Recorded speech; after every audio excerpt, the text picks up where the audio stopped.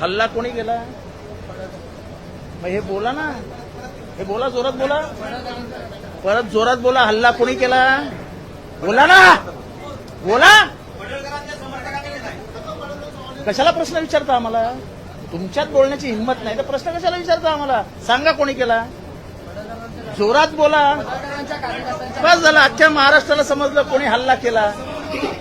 आम्हाला याच्यापेक्षा जास्त काही पुरावा द्यायचे नाहीत. जर तुम्ही विधानसभेमध्ये गुंडांना प्रवेश देणार असाल आणि ते हल्ले करणार असतील तर आमचेच जीव सुरक्षित नाही आहेत. मी स्वतः ट्विट टाकलंय, मला आई बहिणीवरनं शिव्या दिल्या आहेत, तुला मारून टाकू, कुत्रा, डुक्कर, अजून काय काय लिहिलंय, काय चालू आहे काय विधानसभेत. मी भाषण करून बाहेर आलो आणि थोडासा मोकळी हवा खेळायला बाहेर गेलो होतो. हा मालाच मारण्यासाठी आले होते हे सगळे. म्हणजे विधानसभेमध्ये विधिमंडळाच्या पायऱ्यांवर भवनामध्ये आमदार सुरक्षित नसतील तर कशाला राहायचं आमदार? काय गुन्हा आहे आमचा? कोणीतरी मवाल्यासारखा येतो आमच्या आई बहिणीवर शिव्या देतो, त्याला ऑफिशियल लँग्वेज म्हणून डिक्लेअर करा ना. अनपार्लमेंटरी वर्ड्स वापरले जातात, करून टाका पार्लमेंटरी वर्ड्स आहेत म्हणून. सत्तेचा एवढा मुजोर. आणि ही जर का परिस्थिती या राज्याची आली असेल तर मग विधान भवनाला अर्थ काय? ज्यांनी त्यांना पास दिले त्यांच्यावरती कारवाई झाली पाहिजे. मग तो कोणी असेल, ज्यांनी त्यांना पास दिले त्यांचं नाव आलं पाहिजे समोर. कारण हा अधिकार शेवटी अध्यक्षांचा असतो.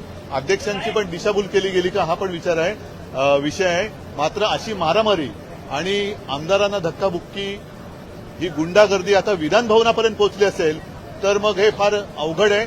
ताबडतोबीने गृहमंत्र्यांनी आणि मुख्यमंत्र्यांनी सगळे विषय सोडून या गुंडांवरती आणि त्या गुंडांच्या पोशिंद्यांवरती कडक कारवाई केलीच पाहिजे.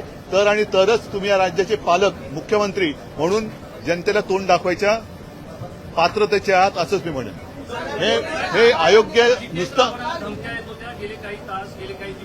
नाही, पण विधान भवनाच्या आवारामध्ये जर का या गोष्टी व्हायला लागल्या आणि असे जर का गुंड आणून मारामाऱ्या व्हायला लागल्या तर मग मैदानामध्ये या. हे सगळ्यात पवित्र असं मंदिर आहे आणि त्याच्यामध्ये मग त्यांना पास कोणी दिले इथपासून त्यांची जबाबदारी आणि त्यांच्या पोशिंद्यांवरती कारवाई झाली पाहिजे.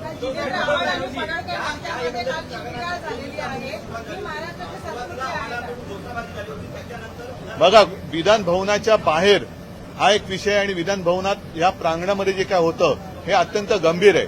जर लोकप्रतिनिधींना अशा पद्धतीने मारहाण होत असेल किंवा धक्काबुक्की होत असेल आणि विशेष म्हणजे गुंड आत आणण्यापर्यंत पाळी जात असेल तर मग शेवटी विधान भवनाचं महत्व राहिलं काय?